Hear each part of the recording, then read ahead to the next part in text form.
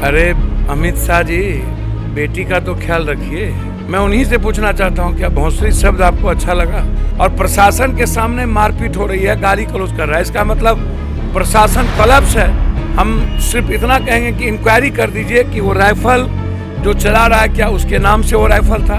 हम जाहिल एमपी से पूछना चाहेंगे, अन्ना छपरा के बाढ़ में, अन्ना एम्बुलेंस, अन्ना छपरा में जितने दारू में मरे उसमें, इससे बड़ा दुर्भाग्य कोई नहीं है। एफआईआर रूडी जी पे होना चाहिए, उन पर मुकदमे दर्ज हो, उनकी गिरफ्तारी होनी चाहिए। ये सूरत और गुजरात नहीं है, ये बिहार है, ख्याल रखिए। और जब अमित शाह जी हैं तो नरेंद्र मोदी को फोन करने की जरूरत नहीं है। बहुत नीचे स्तर पर गिर करके वो सत्ता चाहती है। नमस्कार, आप लाइव सिटीज देख रहे हैं, आपके साथ मैं हूं वसीम खान। 2024 लोकसभा चुनाव और सियासत गर्म है। देखिए, छपरा गोलीकांड मामला लगातार तूल पकड़ता दिखाई दे रहा है। देखिए, पप्पू यादव इस बीच मिले हैं, इनसे बात करेंगे। सर, छपरा गोलीकांड मामले में लगातार बयानबाजियों का दौर तेज है। अब तो सम्राट चौधरी ने भी कह दिया है कि एक बार चुनाव हो जाने दीजिए, लालू प्रसाद यादव के सभी गुंडों का हिसाब हो जाएगा।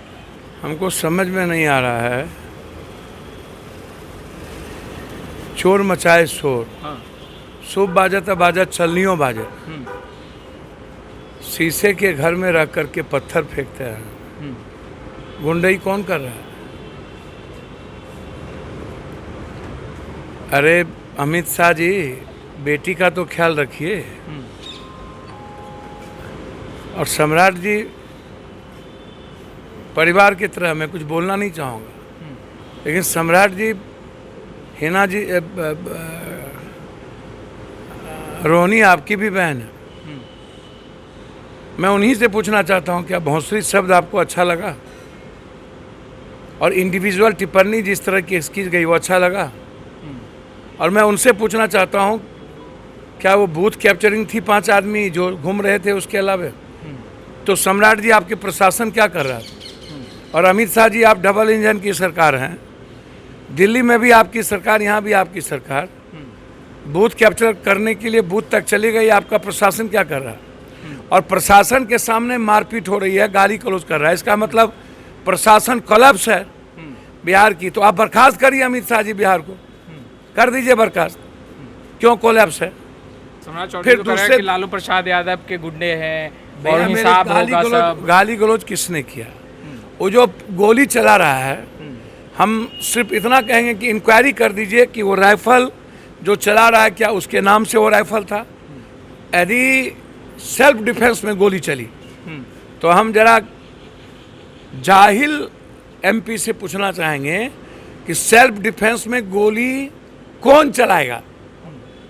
जिसका राइफल है वो ना, कि कोई और चला रहा है? और पिस्टल कौन चला रहा है? कौन है ये बिक्की? दो, तीसरी चीज, हम जाहिल एमपी से पूछना चाहेंगे, जो न बाढ़ में दिखते हैं, न कोरोना में, न छपरा के बाढ़ में, न एम्बुलेंस, न छपरा में जितने दारू में मरे उसमें। और उनसे मैं यह जानना चाहता हूं, और सम्राट जी से, यादवों का वोट आप लेते थे कि नहीं? यादव आपको मर के देता था कि नहीं? और जब आप जनता दल में थे रूडी जी, तब आप यादवों का वोट, प्रभुनाथ भाई, राम बहादुर सिंह आपके लिए मरते थे कि नहीं? तो वहाँ जात पात की बात तो है नहीं। अच्छा, अभी जो एफआईआर दर्ज सर, वहाँ जात पात की बात नहीं ना है। हाँ। वहाँ बीजेपी के क्रिमिनल ने, गुंडों ने, वहाँ कास्ट कहाँ से आएगा? और फिर जो सुबह हुआ, राइफल कहाँ से आई? मेरा ये सवाल है। जब चुनाव था तो राइफल क्यों थी? राइफल जमा क्यों नहीं हुआ? इस घटना के बाद 1000 राइफल जमा क्यों करने पड़े? तीसरी चीज, आप कह रहे हैं मॉब आया, मैं पूछ रहा हूं मॉब कहां से आया? और वो मॉब के फोटो कहां है? क्या लग रहा है पहले से प्री प्लान था? 200-300 मॉब कहां से आया? पहले से प्री प्लान था पप्पू यादव जी, जो सर मैं पूछ रहा हूं, तो पहले से प्री प्लान नहीं था तो हाथ में पिस्टल लेके गोली चल रही है ना, राइफल से गोली चल रही है ना, इसका मतलब पहले से आप तैयारी में थे ना कि मारना है। बकवास किसी 5 लड़कों ने या कोई ने किया, 10 ने किया या 20 ने किया, वहां खत्म हो गई। वो गलत किया या सही किया, मैं नहीं कह रहा हूं सही किया, गलत किया।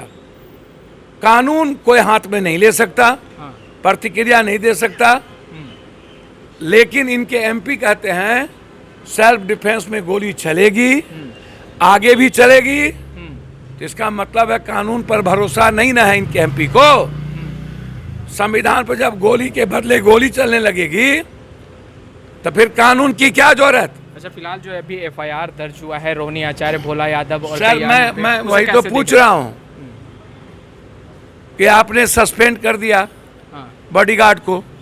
वो तो राबड़ी देवी को मिला था। अरे भैया, राबड़ी देवी जी को मिला, बेटी की सुरक्षा में परिवार को मिला ना, वहाँ बेटी है ना।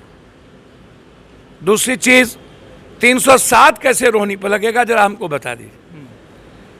रोहिणी कहीं मार नहीं कर रही है, कहीं हाथापाई नहीं कर रही है, कहीं जा नहीं रही है, और ऊपर के प्रेशर पर 307 करना, और जो गाली गलौज कर रहा है वो उसका अभी तक गिरफ्तारी नहीं होना, और जो लोग इसमें मॉब बना करके जा रहे हैं 200-300 आदमी गोली चला रहे हैं उन पर एफआईआर नहीं होना, और उसके बाद आकर के वोट की सियासत के लिए आरा में बाइफर्केशन करना कास्ट वाइज, इससे बड़ा दुर्भाग्य कोई नहीं है। एफआईआर रूडी जी पे होना चाहिए, उन पर मुकदमे दर्ज हो, उनकी गिरफ्तारी होनी चाहिए। अमित शाह लगातार बिहार का दौरा कर रहे हैं, आज भी बिहार आए, उन्होंने कहा कि जंगल राज की दस्तक जो है वो अभी से दिखाई दे रही है। सर वही तो मैं कह रहा हूँ, यही तो जंगल राज है, वो लालू यही तो भैया सही है। ये सरकार किसकी है? सही उन्होंने कहा कि सरकार तो उन्हीं की है ना, तो जंगल राज के बारे में तो उन्होंने कहा सरकार औरों की नहीं ना है, तो सरकार बीजेपी की है और वो कह रहे जंगल राज दिख रहा है। तो वो तो कह रहे हैं कि हिसाब हो जाएगा अगर इस तरीके का गुंडे लालू भैया, तो वो तो कह दिए ना भैया, कौन मना कर रहा है हिसाब करने से? करो हिसाब, गुंडे का हिसाब करिए ना। हम भी चाहते हैं कि माफिया खत्म हो, लेकिन बोल वो रहे हैं जो सारे माफिया के संरक्षक हैं, जो प्रोटेक्ट कर रहे हैं, जो गोली चलवा रहे हैं, जो गोली चला रहे हैं, इसीलिए बिल्कुल गलत है।